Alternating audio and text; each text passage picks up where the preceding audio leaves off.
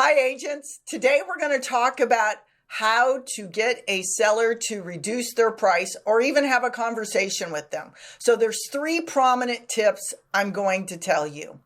Number 1 is set the expectations up front when you list the property.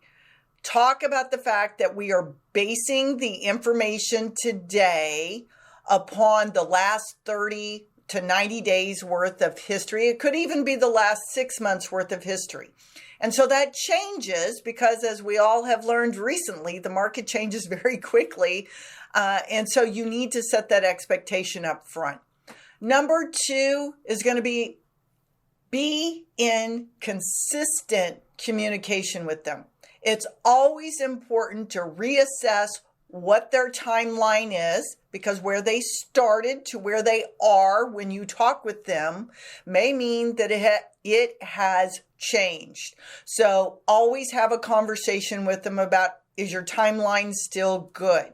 Also, being in communication with them regularly makes it so much easier to have that price reduction conversation than you haven't talked to them in 30 to 60 days. And then your only conversation with them is, well, you haven't sold yet. Let's reduce the price.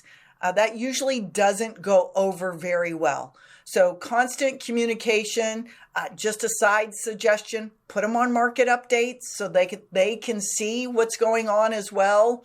And then tip number 3 is, when you have the conversation about a price reduction, make sure you have your facts in front of you and you can share them.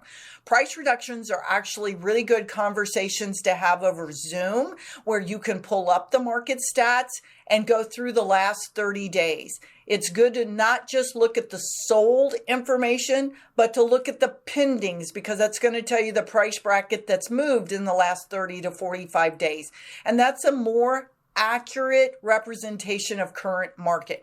When you present the facts to the seller and you can actually show them where the market is, they are much better to respond to that information versus, well, I just think it's about time.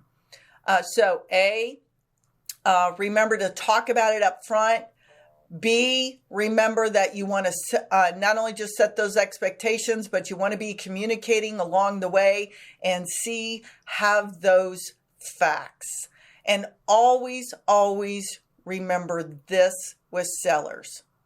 Reassess, and keep that question always at the forefront of your conversation.